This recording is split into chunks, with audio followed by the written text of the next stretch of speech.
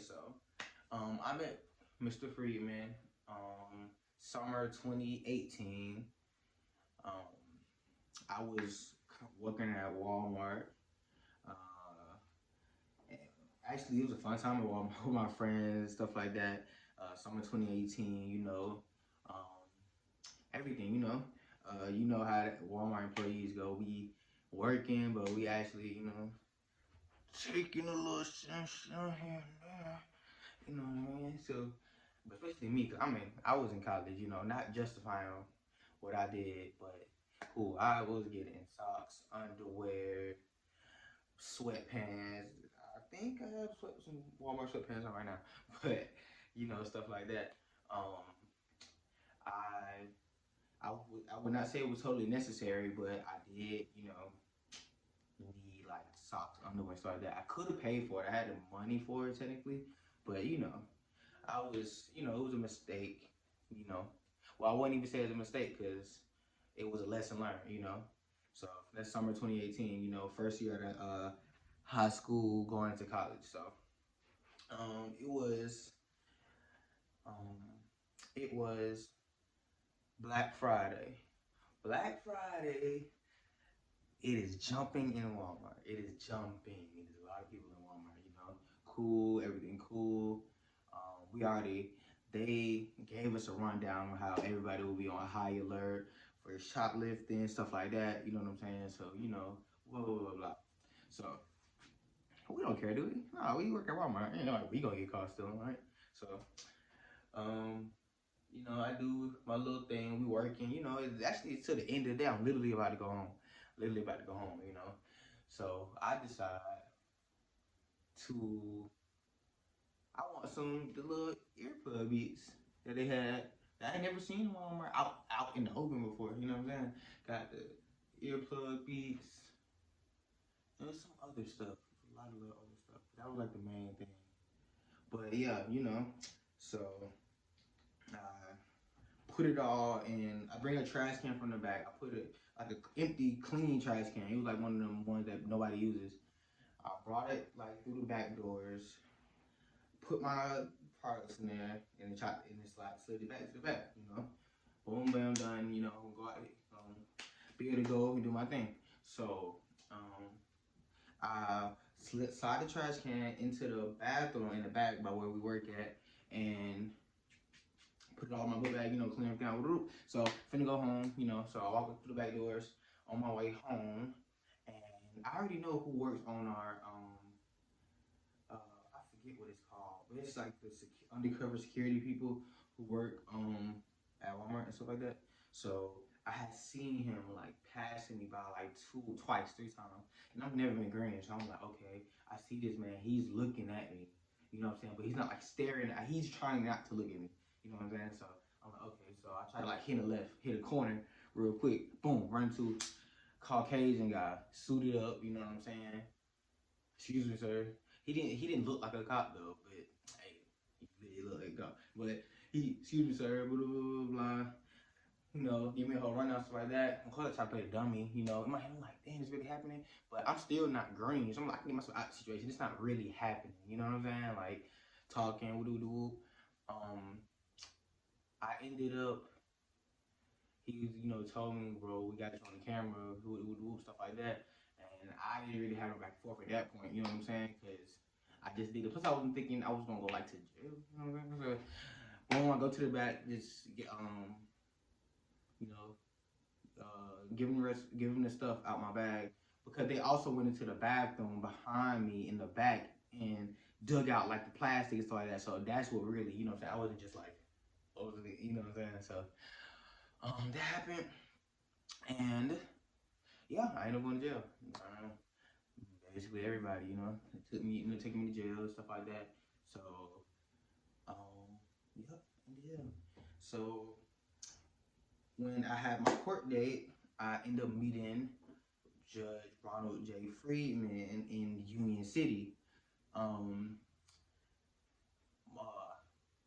when we first met and stuff like that, after I spoke to him when I came up to the stand, I spoke to him and stuff like that. I guess he caught I was a real formal kind of guy and stuff like that. And he was actually also a really like cool, down to earth type of person. This is my first like close encounter with somebody like that high stature, so I didn't know how they were and stuff like that. So was real calm, collected, funny, really funny guy. You know what I'm saying? Like did his job, wasn't in there, just BSing and stuff like that. But he was in control of the situation. I would say it like that. You know what I'm saying? So and that was real powerful for me to see. Especially while I was freshman in college, like I said, in between majors, stuff like that, not really knowing what I want to really take my passion in or like catch my spark. So, meeting Judge Freeman, they had a thing called the Under 21 program to where I didn't serve any jail time or anything serious like that. I had a couple fines. I had to do some community service and write like 5,000 sentences, something like that, something crazy like that. May sound childish, but to your hand writing them sentences, but it's like 5,000 for real.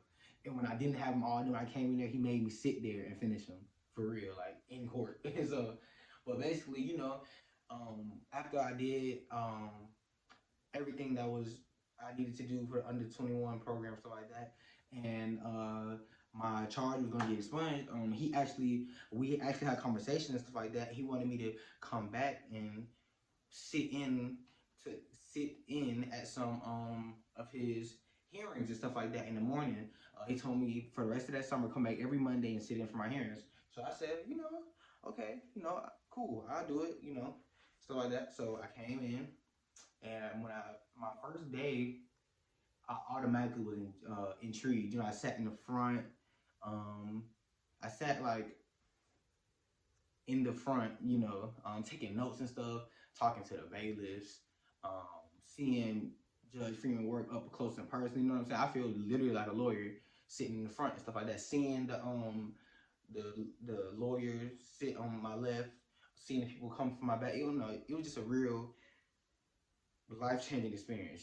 Just sitting up there. So, I'm about 18. I'm literally 18 at this point. So, yeah, and I did it the whole summer, and I knew after automatically that this is what I want, something I want to do. I can see myself in Mr. Freeman.